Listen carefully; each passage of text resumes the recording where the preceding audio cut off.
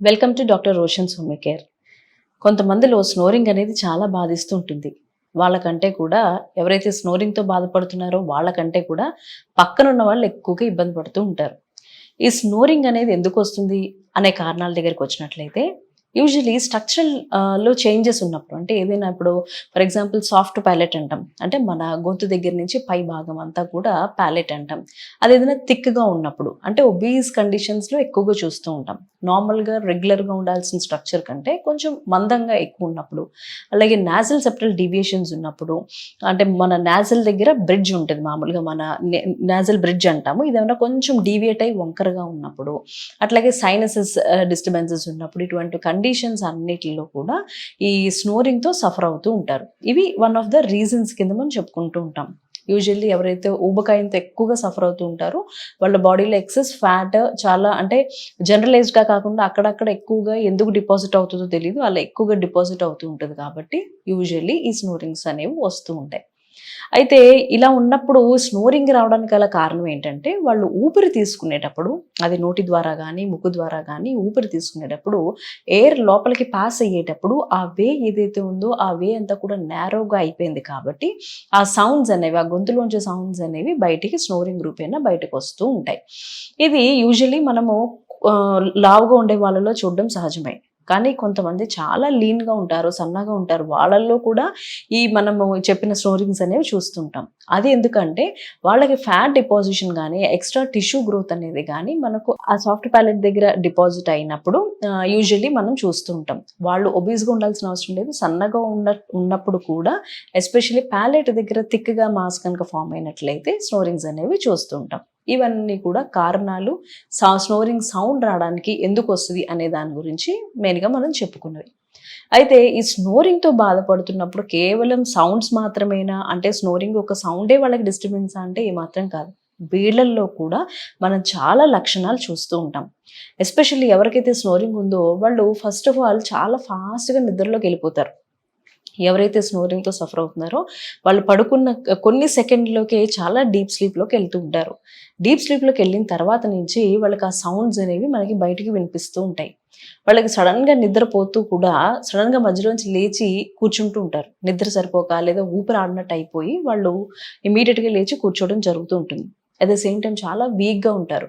Next day అంతా కూడా చాలా డ్రౌజీగా ఉంటారు. వాళ్ళకి నిద్ర ఏ మాత్రం కూడా రిఫ్రెష్డ్గా ఉండదు. చాలా డిస్టర్బెన్స్ ఉంటుంది. నిద్ర ఎందుకంటే వాళ్ళకి ప్రాపర్ స్లీప్ అనేది జరగదు కాబట్టి చాలా డిస్టర్బెన్స్ ఉంటుంది. కాబట్టి నెక్స్ట్ డే అంతా కూడా వాళ్ళకి చాలా డ్రౌజీగా ఉండడము, ఈవెన్ డ్రైవింగ్ చేస్తున్నప్పుడు కూడా వాళ్ళంతటి వాళ్ళకి తెలియకుండా నిద్రలోకి జారుకుంటూ ఉంటారు. ఇది చాలా ప్రమాదకరంగా మారుతూ ఉంటుంది. అందుకని ఎప్పుడు కూడా స్నోరింగ్ ఉన్నప్పుడు ఖచ్చితంగా వాళ్ళు ట్రీట్మెంట్ తీసుకోవాల్సిన అవసరం ఉంది.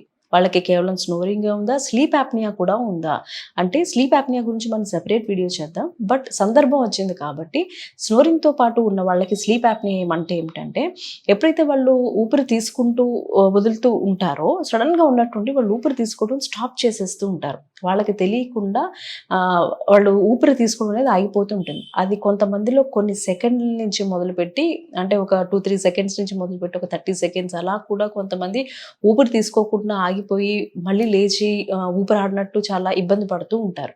ఇవన్నీ స్లీప్ యాప్నియా లక్షణాలు. సో స్నోరింగ్ ఒకటే ఉందా, స్లీప్ యాప్నియా కూడా ఉందా అనేవన్నీ కూడా కన్సిడరేషన్లోకి తీసుకుని వాళ్ళకి ట్రీట్మెంట్ ఇవ్వడం జరుగుతుంది.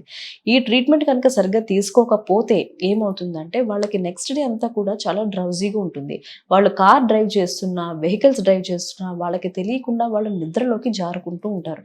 ఎప్పుడైతే నిద్రలోకి జారుకున్నారో యాక్సిడెంట్స్ అయ్యే ప్రమాదం చాలా ఎక్కువ ఉంది. సో అందుకని ఎప్పుడైనా సరే స్నోరింగ్ ఉన్నప్పుడు ఇమీడియట్గా వాళ్ళు ట్రీట్మెంట్ తీసుకోవాల్సి ఉంటుంది. అలాగే వెయిట్ మేనేజ్మెంట్ కూడా చాలా ఇంపార్టెంట్. చాలా వరకు కండిషన్స్లో వాళ్ళకి ఒబీస్ కండిషన్స్లోనే మనం ఎక్కువగా స్నోరింగ్స్ అనేవి చూస్తూ ఉంటాం. కాబట్టి వెయిట్ రిడక్షన్ అవుతూ ఉండడము, వాటర్ ఇంటేక్ ఎక్కువగా పెంచుతూ ఉండడము, అట్లనే లీన్గా ఉన్న వాళ్ళల్లో కూడా మరి ఈ డిపాజిషన్స్ ఉన్నాయి కదా, అంటే మరి ఒబీస్ లేకపోయినా కూడా ఉన్నాయి కాబట్టి వాళ్ళు నెక్ ఎక్సర్సైజెస్ చేస్తూ ఉండడము, ఇటువంటివన్నీ కూడా మనం మేనేజ్మెంట్లో చెప్పుకుంటూ ఉంటాం.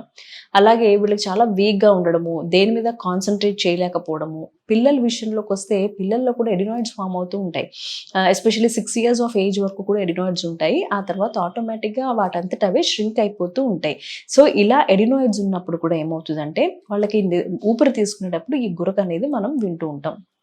అందుకని ఆ ఎడినాయిడ్స్కి కూడా సరైన వైద్యం తీసుకోవాల్సి ఉంటుంది. సో స్నోరింగ్ వల్ల ఎన్ని ఇబ్బందులు ఉన్నాయో చూసాం కాబట్టి దానికి తప్పనిసరిగా మనం మందు వాడాల్సి ఉంటుంది. అయితే హోమియోలో మనం క్యాల్కేరియా ఫ్లోర్ అనే ఒక మెడిసిన్ ఇవ్వడం జరుగుతుంది. అది 200 పొటెన్సీలో తీసుకోవాలి. Morning 5 pills, afternoon 5 pills, night 5 pills, ఇలా 3 టైమ్స్ a డే 5 పిల్స్ చొప్పున తీసుకున్నట్లయితే చాలా వరకు స్నోరింగ్ నుంచి బయటికి రాగలుగుతారు. ఇలా ఒక 10 డేస్ వాడి స్టాప్ చేయండి. మీ పక్క వాళ్ళు స్నోరింగ్లో కొంచెం డిఫరెన్స్ ఉంది అని చెప్తారు. బట్ పూర్తిగా అది తగ్గాలంటే మీరు దగ్గరలో ఉండే హోమియో ఫిజిషియన్ని కన్సల్ట్ చేయండి. స్నోరింగ్కి మీరు కాన్స్టిట్యూషనల్గా స్పెసిఫికల్గా మెడిసిన్స్ తీసుకోండి. తీసుకున్నట్లయితే పూర్తిగా దాని నుంచి బయటికి రాగలుగుతారు.